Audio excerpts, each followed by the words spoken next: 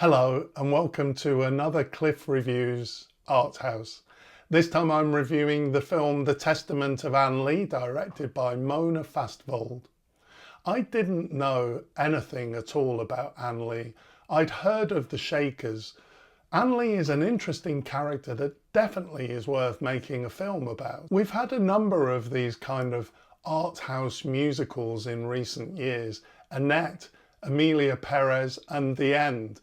They're all films that have a lot of substance that didn't have to be musicals, but that turn into a musical. I didn't love any of those films, and I feel the same about The Testament of Anne Lee. I don't understand why this would be made as a musical. It's a really interesting story. There were great actors in this film. It looked good.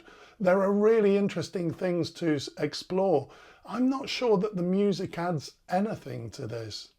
The only thing I would say is that the choreography is really striking. For me, that did work, but I'm not sure it justifies the music.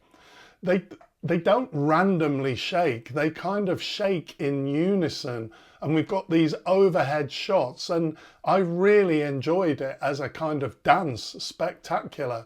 I guess that you could argue this does make sense, setting it to music in order that it can be a dance in the kind of fervour of these spiritual experiences. Although I'm not keen on musicals, I do love music. But I really didn't enjoy the music in this film. The song sequences felt too long and they just outshone the substance. They weren't typical music numbers, they were experimental. They were reworking old Shaker hymns, kind of representing this ecstatic, mesmerising experience. But it never swept me up into this. One thing I did like was that a couple of times into the music, an electric guitar kind of climaxes, and I found this really striking. I think this film presents overall a kind of negative view of the Shakers.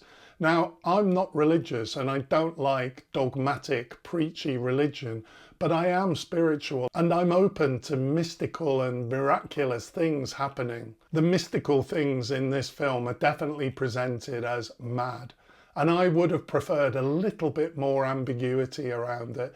Perhaps there was a little bit of ambiguity, for example, the way they found the lodgings in New York. This leaves open the question that Anne Lee may have had some mystical powers, but I would have liked to have seen more of this. She believes that she is Jesus, and even if she's not Jesus, perhaps she is having a valid experience that ends up getting distorted in human interpretation and dogma. I found the treatment of the Shakers too cold. They were treated as mentally ill zealots, and there was no opportunity to connect with their humanity. There are several other flaws in this film for me. Firstly, the length. It's 135 minutes. It just doesn't justify being that length. It could be a lot shorter. Secondly, I found the CGI views of Manchester and New York City really low quality, and to the extent it was CGI, to the extent it was scenery, it was really unconvincing. I have to assume this was deliberate, but it just didn't work for me. It was jarring. There's also a problem in this film with the accents. This is a group of people from Manchester, but not many of them seem to have Manchester accents. Amanda Seyfried, who is good in the film, I liked the performance. At times her accent is okay, but at other times it's off the mark, definitely. I did like her in the role, but the accent was very distracting. That said, she did fully commit to this role. She really inhabited it. She portrayed the trauma of childbirth and losing children. She portrayed this spiritual conversion and the singing and the dancing. I wasn't always convinced about it, but parts of it were enjoyable. Would I recommend this film? I'm not sure. There is an interesting film to be made out of this topic, but I'm not sure that this is it. Thanks for watching, and I'll see you next time.